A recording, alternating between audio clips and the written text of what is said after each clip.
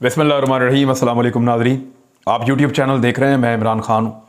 ताज़ा तरीन अपडेट्स आपके सामने रख देते हैं। सबसे पहले तो मैं आपको बता देता हूँ कि कौन सी खबरें इस वीलॉग में हम आपको बताने जा रहे हैं शॉर्टली। एक तो वर्ल्ड बैंक की एक रिपोर्ट आई इमरान खान साहब के और पाकिस्तान के हक़ में। वो रिपोर्ट क्या कह रही है, इस वक्त ऐसी रिपोर्ट उनको फ़ायदा दे सकती है।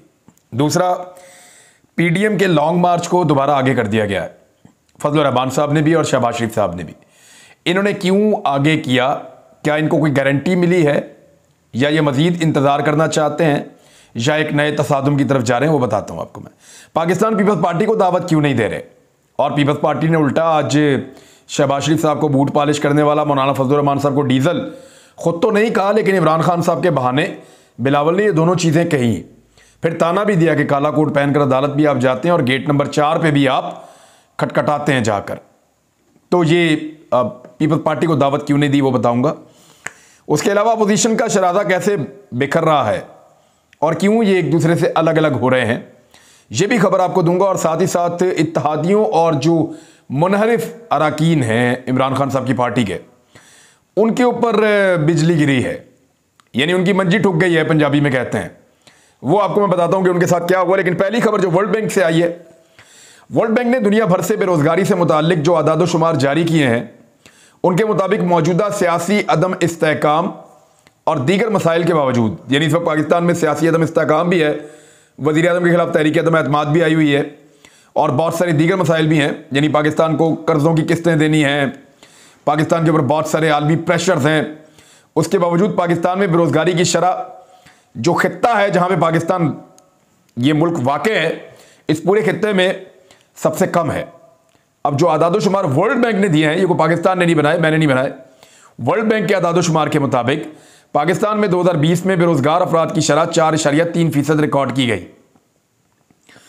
और क्योंकि ये डाटा बड़ी मुश्किल से कंपाइल होता है, तो इसको, ये कोविड ईयर था, ये भी याद रखिएगा।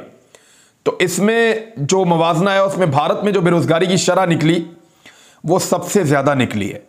भारत में ये 8% निकली है, जबकि बाकी ममालिक में फिर मुख्तलिफ है, यानी मालदीव में 6.3% है, बांग्लादेश में जो है वो 5.4% है, जबकि बांग्लादेश के बाद भूटान में 5% है, श्रीलंका में 5.9% है, नेपाल में 4.7% है, जबकि पाकिस्तान में साउथ एशिया के इस रीजन में सबसे कम 4.3% जो है वो बेरोजगारी रिकॉर्ड की गई है। तो पाकिस्तान के प्राइम मिनिस्टर के ऊपर एक एलिगेशन ये भी है कि बेरोजगारी उनके दौर में बढ़ी, लेकिन उनके दौर में जो बेरोजगारी बढ़ी है वो इस खित्ते में सबसे कम है। बेरोजगारी पाकिस्तान में इस पूरे खित्ते के अंदर जो मुकाबले के ममालिक हैं, नेपाल, भूटान, बांग्लादेश, इंडिया, पाकिस्तान, श्रीलंका, ये इनका आपस में, मालदीव, इनका आपस में मुकाबला रहता है। तो यहाँ पे पाकिस्तान में बेरोजगारी सबसे कम बढ़ी है। ये वर्ल्ड बैंक के आदाद शुमार है, मैंने आपके सामने रख दिए हैं। दूसरी खबर यह है कि PDM ने अपना लॉन्ग मार्च आगे कर दिया है। मुस्लिम लीग नून ने पहले ये ऐलान किया, शहबाज शरीफ साहब ने, कि वो अपना लॉन्ग मार्च 24 तारीख को रवाना नहीं करेंगे। आज उनको रवाना होना था लेकिन अब वो रवाना नहीं हो रहे और 25 को भी वो रवाना नहीं हो रहा है। वो 26 तारीख को रवाना होंगे, यानी हफ्ते वाले दिन लॉन्ग मार्च को लेकर इस्लामाबाद की जानिब जाएंगे। तो मौलाना फजल रहमान साहब ने भी ये ऐलान किया मुस्लिम लीग नून के बाद। JUI ने भी मार्च का शेड्यूल तब्दील कर दिया है। एक्सप्रेस न्यूज़ के मुताबिक JUI के मुल्क भर से रवाना होने वाले काफिले 25 के बजाय अब 26 मार्च को इस्लामाबाद में दाखिल होंगे। पहले वो 24 को निकल रहे थे लेकिन अब 26 को निकलेंगे और 26 को ही दाखिल होंगे। JUI के सरबराह मौलाना फजल रहमान की क़यादत में DI खान से काफिला 26 मार्च को रवाना होगा, जो शाम 5 बजे हकला इंटरचेंज पर पहुंचेगा। पार्टी तर्जुमान के मुताबिक सूबा सिंध, बलूचिस्तान, पंजाब और KPK से काफिले क़यादत की हदायत के मुताबिक रवाना होंगे। देखिए, इससे पहले जो PMLN ने टाइमलाइन दी थी वो ये थी कि 24 को वो निकलेंगे, पहले गुजरांवाला में रुकेंगे, 25 को फिर वो एक और शहर में रुकेंगे, 26 को फिर वो रावलपिंडी में रुकेंगे और 26 के बाद फिर वो पहुंच जाएंगे 27 को इस्लामाबाद में। और इस तरह वो अपना एक बड़ा लॉन्ग मार्च करेंगे। ये PMLN का पूरा पहले आइडिया था। मरियम नवाज़ और हमजा शहबाज वगैरह आएंगे, लेकिन अब वो 26 को निकल रहे हैं तो किसी भी जगह कोई क़याम वो कर नहीं पाएंगे। तो ये काफिला दौड़ता हुआ, भागता हुआ ही आएगा और उस तरह की एक्टिविटी पॉलिटिकल नहीं बनेगी लॉन्ग मार्च वाली जो नॉर्मली बनती है। अगर तो 27 तारीख को उनको इस्लामाबाद में आकर जलसा करना है, तो अपोजिशन को यह लग रहा था कि इमरान खान का जलसा भी मना हो जाएगा और अपोजिशन का भी मना हो जाएगा, और वो यही चाह रहे थे कि ना इमरान खान का जलसा हो ना अपोजिशन का जलसा हो। वो मुकाबले में जलसा करना भी नहीं चाहते। वजह यह है कि मौलाना फजलुर रहमान साहब तो एक मजहबी क्राउड ला सकते हैं, लेकिन PMLN और पीपल्स पार्टी इतना बड़ा जलसा नहीं कर सकते जितना बड़ा जलसा पाकिस्तान तहरीक इंसाफ करने जा रही है इस्लामाबाद में। पूरे मुल्क से उनके कारकुन पहुंच रहे हैं और बहुत बड़ी तादाद में अब तक की इतलात के मुताबिक लोग तैयारी कर रहे हैं जो पहुंचेंगे परेड ग्राउंड इस्लामाबाद में शक्करपड़िया के पास। तो ये एक बहुत बड़ा पॉलिटिकल इवेंट है। तो मुस्लिम लीग नून ने जो नाम दिया था वो महंगाई मुकाओ मार्च इसका नाम दिया था, लेकिन अब वो 26 मार्च को इस्लामाबाद के लिए रवाना होगा लॉन्ग मार्च, फजलुर रहमान साहब का भी और मुस्लिम लीग नून का भी। अब इसके पीछे दो रीजंस हैं।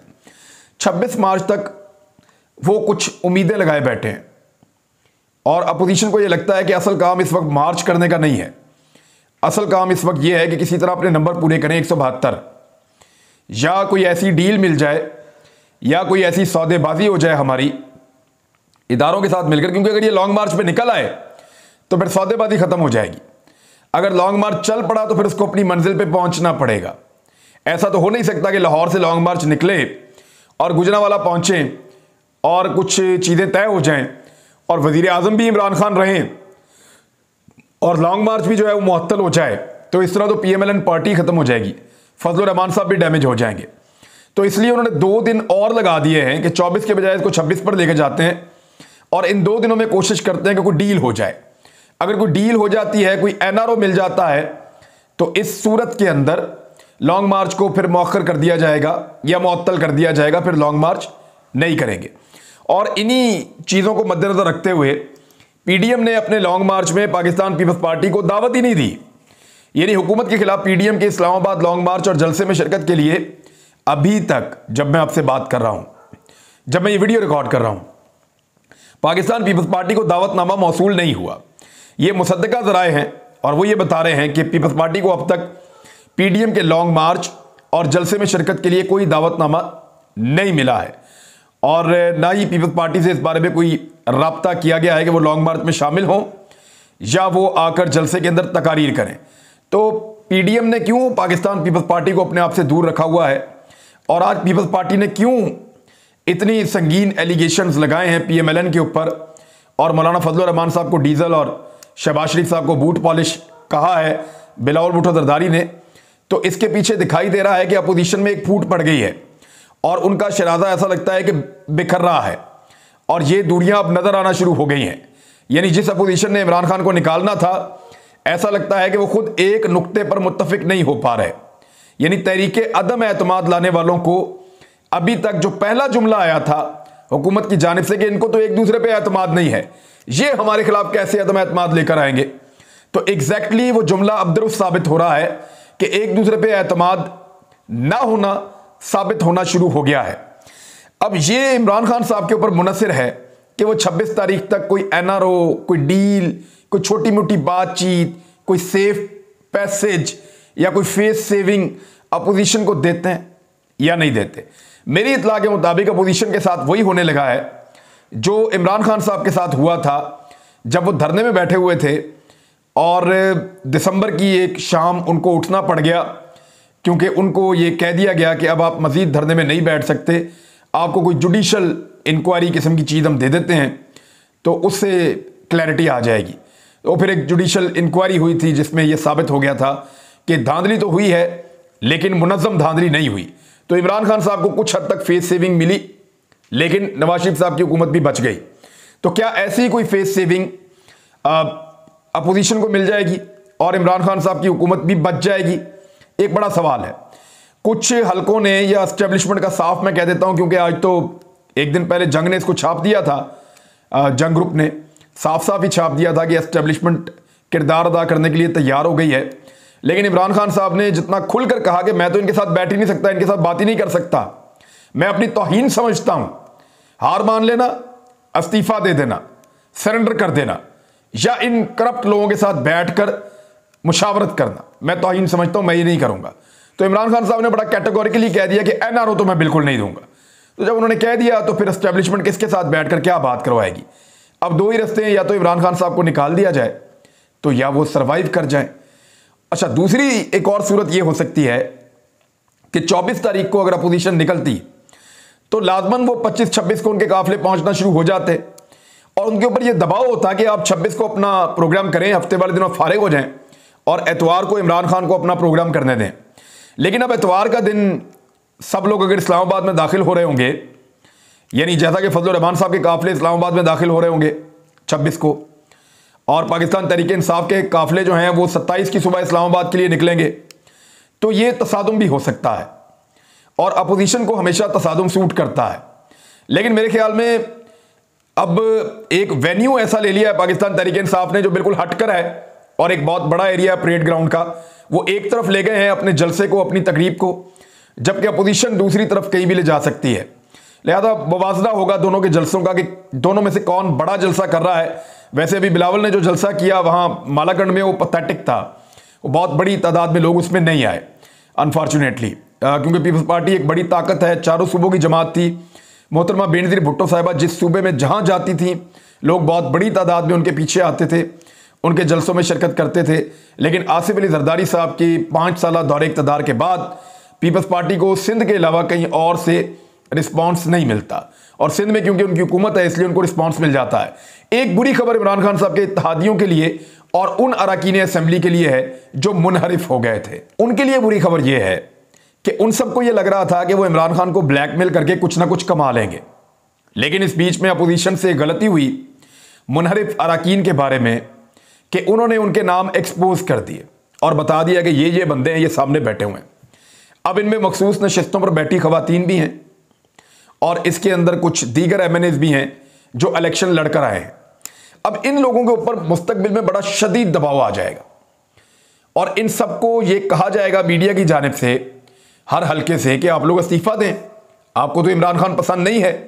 क्योंकि तहरीक अदम एतमाद में अगर इमरान खान साहब कामयाब हो जाते हैं तो इस जुए में जो सबसे ज्यादा पिटेंगे ये लोग होंगे। इन लोगों के लिए एक बहुत बुरी खबर है, और वो ये खबर है कि अगर तहरीक अदम एतमाद पर वोटिंग ही नहीं होती तो फिर ये लोग कहां जाएंगे। यानी इनके लिए बहुत बुरी सूरत हाल बन गई है। ये लोग कहां जाएंगे इनको आइडिया ही नहीं है।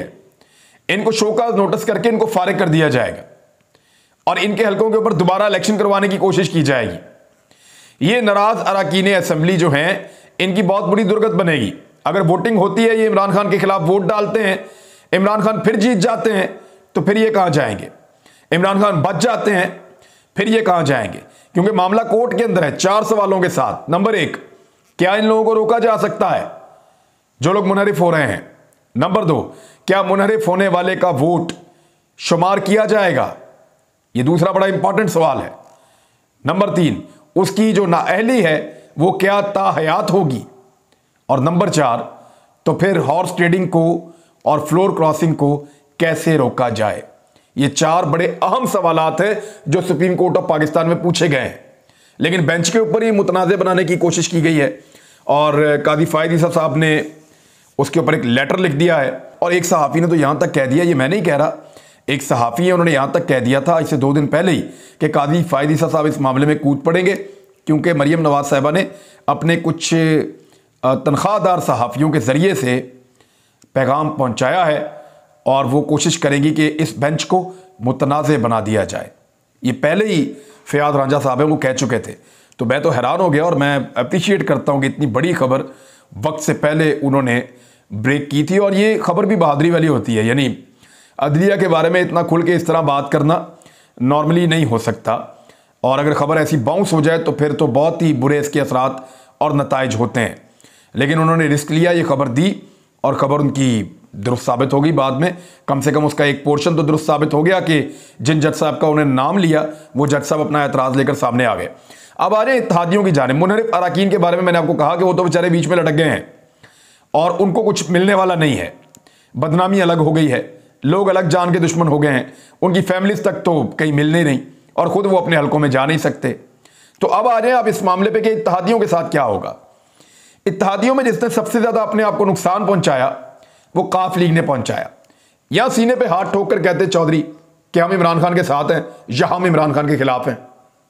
वो अपने आप को बीच में लटका के अपनी कीमत लगवाते रहे कि हमारी कीमत लगाओ, जो ज़्यादा पैसे देगा या जो ज़्यादा फ़ायदा देगा हम उसकी तरफ चले जाएंगे, जो ज़्यादा मुनाफा देगा उसकी तरफ चले जाएंगे।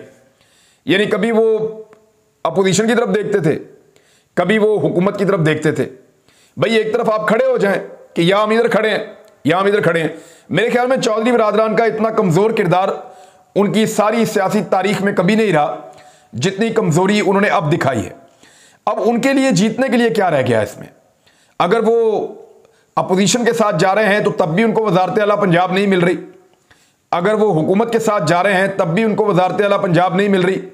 लेकिन एक बात तो तय है कि पिछले इंतखाबात में उनको जिस किस्म की अलाइंस की एक सहूलत मैसर थी इमरान खान की सूरत में, अगले इंतखाबात में ऐसा नहीं दिखाई देता कि उनको वो सहूलत मैसर होगी।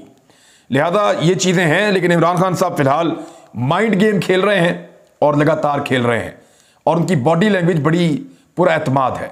अपोजिशन मुझे आज गुज़िश्ता 1-2 दिनों से उतनी पुरएतमाद दिखाई नहीं दी जितने मुझे इमरान खान साहब पुरएतमाद दिखाई दिए। शहबाज शरीफ साहब लगातार एस्टेब्लिशमेंट के तरले मिन्नतें कर रहे हैं और कोशिश कर रहे हैं कि कुछ भी करके उनको कुछ ना कुछ इस सिनेरियो में मिल जाए, क्योंकि अगर हुकूमत उनको मिल गई ना तो उनके गले में ऐसा ढोल बजेगा, ऐसा ढोल उनके गले में पड़ जाएगा जो बजाएंगे तो सारे, लेकिन उसका जो गुनाह है या उस ढोल के बजने का जो इल्ज़ाम है वो सिर्फ शहबाज शरीफ पे आएगा। अब तक के लिए इतने ही। अपना ख्याल रखिएगा, अपने इस चैनल का भी। अल्लाह हाफिज़।